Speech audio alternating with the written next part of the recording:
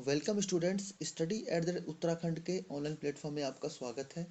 भारत की अर्थव्यवस्था एवं विश्व की अर्थव्यवस्था में जो हम सेशन लेके चल रहे थे वो था कृषि एवं संबद्ध क्षेत्र।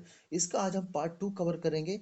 पार्ट टू कवर करने के संदर्भ में हम लोगों ने आपको ये बताया था कि इसके जितने भी संबंधित जो नए आंकड़े हैं वर्ष 2022-23 के, वो आपके सामने हम प्रस्तुत कर चुके हैं। और आज जो और आंकड़े होंगे उसको हम लोग जो आर्थिक सर्वेक्षण है वर्ष 2022-23 का, उसको हम आपके सामने प्रस्तुत करेंगे, जिससे आपके लिए जो करंट से रिलेट करना है इसको आसान हो जाएगा। ठीक है, तो पहला क्वेश्चन हम लोग देखते हैं। क्वेश्चन नंबर 47 है आज के सेशन में।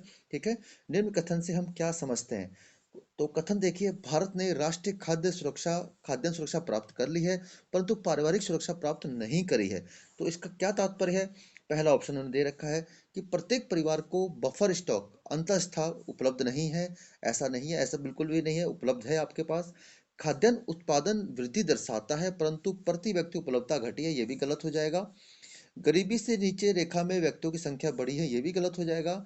खाद्यान्न स्टॉक पर्याप्त है, परंतु सभी परिवारों को पर्याप्त उसको प्राप्त करने की सामर्थ्य नहीं है, ये बिल्कुल सही हो जाएगा। ठीक है, ये ऑप्शन डी इसका ठीक हो जाएगा।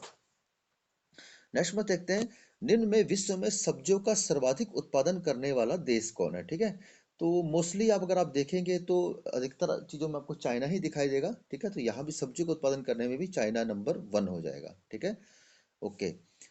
काशी लालिमा निम्न में से किस फसल की प्रजाति है। ठीक है, थोड़ा सा डिफरेंट प्रश्न है, इस प्रकार के प्रश्न एग्जाम में बन जाते हैं। ठीक है, फसलों के प्रजातियों और जो जीव जंतु हैं उनकी जाति प्रजाति के संबंध में प्रश्न बन जाते हैं। ठीक है, तो जो काशी लालिमा है ये किसकी प्रजाति हो जाएगी, ये भिंडी की प्रजाति है। ठीक है, और यह गर्मी और खरीफ दोनों मौसम में उगाई जा सकती है।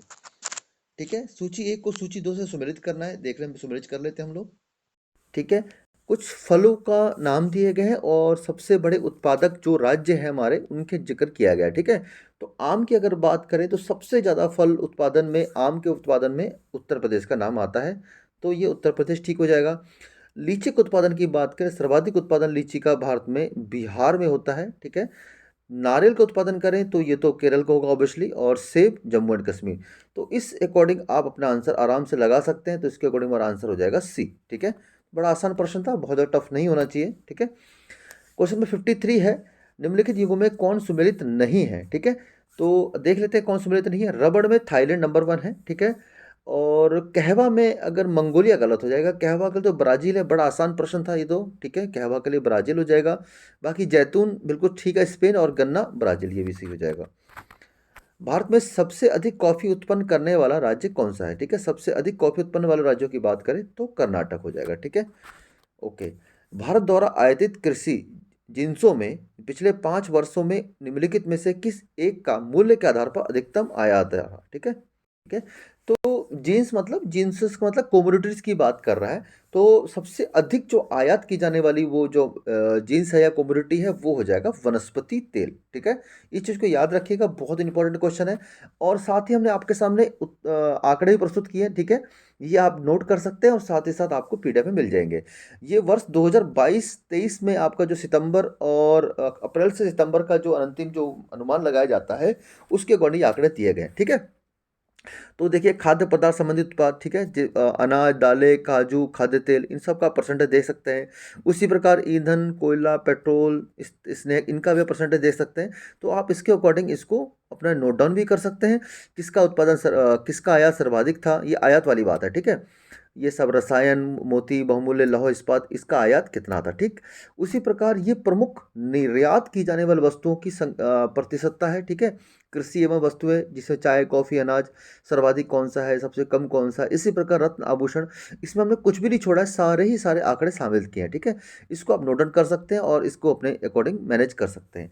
उसी प्रकार भारत का आयात की दृष्टि से, ठीक है, सब सर्वाधिक आयात की दृष्टि से शीर्ष 5 देश कौन से हैं। ठीक है, तो सबसे चाइना, संयुक्त राज्य अमेरिका, माफ करिए संयुक्त अरब अमीरात, उसके यूएसए, सऊदी अरब, इराक। ठीक है, ये 5 देश जो हैं ये सर्वाधिक यहाँ से आयात किया गया है। ठीक है, इसी प्रकार निर्यात गंतव्य देश, सर्वाधिक निर्यात हमने कहाँ पे किया है, तो सर्वाधिक निर्यात यूएसए, फिर यूएई में, नीदरलैंड में, फिर चाइना में, बांग्लादेश। ये एग्जाम में आंकड़े बनते हैं। ठीक है, बड़े ध्यान से चलिएगा, हमने एक एक क्वेश्चन को बड़े आराम से आपके सामने रखा है, ठीक है। उसी प्रकार प्रमुख निर्यातित वस्तुएं, ठीक है, प्रमुख निर्यातित वस्तुओं की बात करें, पेट्रोलियम उत्पाद व कच्चा तेल, कोयला सहित ये हम सर्वाधिक निर्यात किया है। इस प्रकार से ये आपको सामने चीजें नजर आएंगी, ठीक। प्रमुख 5 आयातित वस्तुएं, ये देखिए, पेट्रोल, तेल और स्नैक, ठीक है। यहाँ पे आयात में पेट्रोल, तेल और स्नैक हमने सर्वाधिक आयात किया है। यहाँ पर निर्यात में पेट्रोलियम उत्पाद सर्वाधिक निर्यात किया है। तो ये आप चीज़ों में कंफ्यूज नहीं होंगे। तो इस प्रकार से हमने सारे आंकड़े आपके सामने रख दिए ताकि आपको क्वेश्चन करने में आसानी हो, ठीक है। क्वेश्चन नंबर 59 है, निम्नलिखित में कौन सा कृषि उत्पाद अपने निर्यात से देश के लिए सर्वाधिक विदेशी मुद्रा प्राप्त करता है, ठीक है। एक होता है सर्वाधिक निर्यात, ठीक है, और एक होता है सर्वाधिक निर्यात से किसका प्रॉफिट सर्वाधिक है, ठीक है। तो अगर इन ऑप्शन में हम देखें तो सर्वाधिक निर्यात की बात अलग है, लेकिन निर्यात के अकॉर्डिंग सर्वाधिक प्रॉफिट जो प्राप्त करता है वो है बासमती चावल, ठीक है। इसको आप याद रखिएगा। और इसके जो आंकड़े हैं करंट के वो भी आपके सामने रखे हुए हैं, ठीक है। इनको आप देख सकते हैं 2020-21 में कितना था और 2021-22 में कितना था, ठीक है। इस प्रकार से इनको आप अच्छे से देख के समझ सकते हैं। निर्यात हेतु आम की पसंदीदा प्रजाति कौन सी मानी जाती है? तो सर्वाधिक पसंदीदा प्रजाति कौन सी मानी जाती है? अल्फांजो को माना जाता है सर्वाधिक पसंद, ठीक है। भारत में प्रमुख मुख्य कृषि पदार्थ आयात मद है, ठीक है। तो सबसे ज्यादा जो कृषि पदार्थ जो कम्युनिटी की हम बात करते हैं सर्वाधिक किस चीज का आयात किया जाता है, तो वो हो जाएगा खाने योग्य तेल या वनस्पति तेल का, ठीक है। नाइजर राम तिल, जिसे नाइजर या राम तिल की एक ऐसी तेल की फसल है, इनके बीजों में तेल की मात्रा कितनी पाई जाती है। इस प्रकार के क्वेश्चन आपको एग्जाम में परेशान करने दिए जाते हैं, क्योंकि ये इन क्वेश्चन का कोई सिर पैर नहीं होता है, बहुत दिक्कत कर जाते हैं इस प्रकार के क्वेश्चन एग्जाम में। तो ठीक है, फिर भी हमें ये क्वेश्चन लेना है, तो आपको याद रखिएगा जो नाइजर या राम तिल, शायद ही आपने कई लोगों ने नाम सुना होगा, नहीं सुना होगा। इसमें 37 से 47% तेल की मात्रा पाई जाती है, ठीक है। वर्ष 2021 का प्रश्न है, यूपी आरओ एआरओ का, ठीक है। शहतूत रेशम का अग्रणी उत्पादक भारतीय राज्य है। शहतूत और रेशम, जिसा शहतूत रेशम का सबसे अग्रणी उत्पादक राज्य कौन सा हो जाएगा? तो आसान प्रश्न था, ये कर्नाटक हो जाएगा, ठीक है। निम्नलिखित कथनों पर विचार करिए। विश्व में भारत एकमात्र देश है जो रेशम के ज्ञात सभी 5 व्यापारिक प्रकार के उत्पन्न करता है। ये बिल्कुल ठीक है, ये बिल्कुल सही है। दूसरा कथन है, भारत विश्व में चीनी का सबसे बड़ा उत्पादक है। ये भी सही है, तो हमारे दोनों ऑप्शन ठीक हो जाएंगे, ठीक है। क्वेश्चन नंबर 70 है, वह देश जो विश्व में सबसे बड़ा रेशम का उत्पादक है, ठीक है। बहुत अच्छा प्रश्न था, बहुत बेहतरीन प्रश्न था, ठीक है। और हमेशा की तरह उत्पादकों में, सप्लायर में जिसका नाम आता है वही रेशम में भी नाम आ जाएगा, चीन, ठीक है। निम्नलिखित में कौन सा भारतीय कृषि की निम्न उत्पादकता का कारण नहीं है, ठीक है। याद रखिएगा, नहीं है पूछ रहा है, ठीक है। तो इसको आप बड़े अच्छे से बड़े ध्यान से चलेंगे, ठीक है। ऐसा कारण नहीं छांटना है, ठीक है। तो निम्न उत्पादक की बात कर रहा है, ठीक है। तो पहला, जनसंख्या का दबाव, ये तो बिल्कुल सही कारण है, ठीक है। और प्रच्छन्न बेरोजगारी, ये भी कारण है। भू जोतों का छोटा आकार, ये भी है। सहकारी कृषि तो उत्पादकता बढ़ाने के लिए है, ना कि निम्न उत्पादक कारण, तो यही ऑप्शन हमारा सही हो जाएगा। भारत में कृषि आय कर लगाया जाता है। कृषि जो है ये किसका विषय है? ये हो जाएगा आपका राज्य सरकार का विषय, ठीक है। तो कृषि आय पर कर लगाया किसको लगाया जाता है? राज्य सरकार द्वारा लगाया जाता है, ठीक है। निम्न में कौन सी नकदी फसल कौन सी नहीं है, ठीक है। नकदी फसल ऐसा जिसका आप डायरेक्ट उपयोग नहीं करते हो, ठीक है। तो कौन सी नकदी फसल नहीं है आपको यहाँ पे देखना है। तो अच्छे से देखिए, ध्यान से देखिए कौन सी नकदी फसल नहीं है, ठीक है।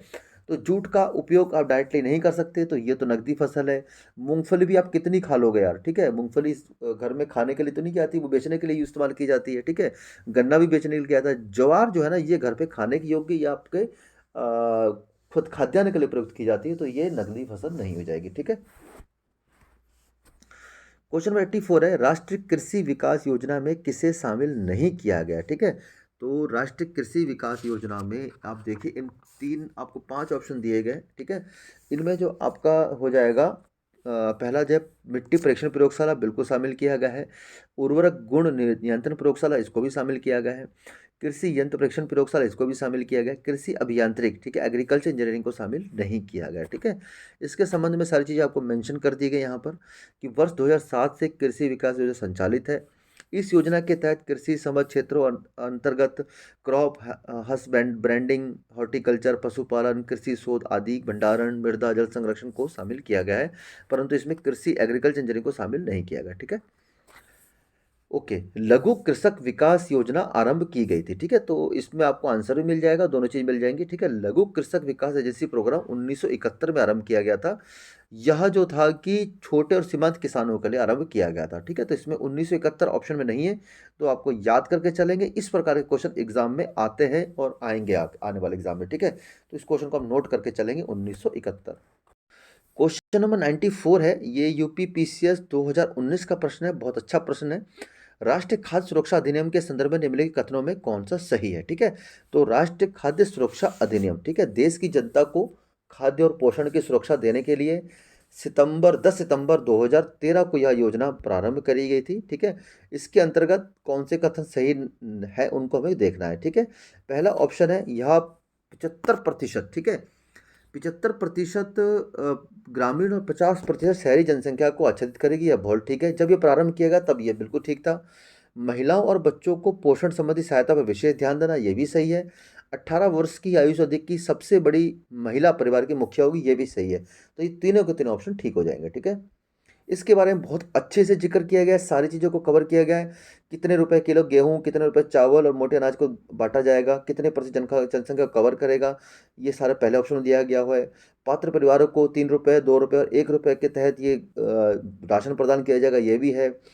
फिर उसके बाद अंत्योदय अन्न योजना के साथ साथ ये 35 किलोग्राम का प्रावधान रखा गया, ये भी आपको पता होना चाहिए, ठीक है। फिर ये सारी बातें जो 18 वर्ष के आयु या उससे अधिक की महिला का नाम परिवार के मुख्य नामित कर किया जाएगा, ये भी आपको पता होना चाहिए, ठीक है।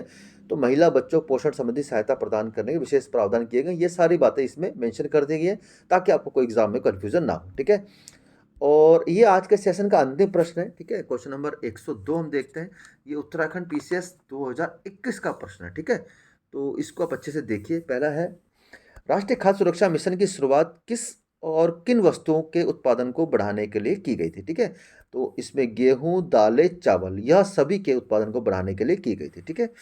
तो ये था आज का हमारा सेशन, जिसमें हम लोगों ने पार्ट 2 के माध्यम से और हमारी क्लास नंबर 6 के माध्यम से कृषि एवं संबद्ध क्षेत्र, जो आर्थिक और सामाजिक विकास का बहुत महत्वपूर्ण चैप्टर हो जाता है, इसमें कुछ प्रश्नों को सॉल्व करने का प्रयास किया। जैसा कि मैंने को बताया कि कृषि और संबद्ध क्षेत्र का बहुत बड़ा चैप्टर है, इसको 5 या 6 पार्ट में कवर करेंगे। तो ये आज पार्ट 2 था, इसी प्रकार धीरे धीरे इसको आगे बढ़ाएंगे और जो भी इसमें करंट से रिलेटेड जो हमारे आंकड़े हैं आर्थिक सर्वेक्षण के, वो भी आपके सामने रखते हुए जाएंगे, ठीक है। तो उम्मीद करता हूँ ये सेशन आपके लाभकारी सिद्ध हुआ होगा। मिलते हैं फिर नेक्स्ट क्लास में, तब तक के लिए जय हिंद।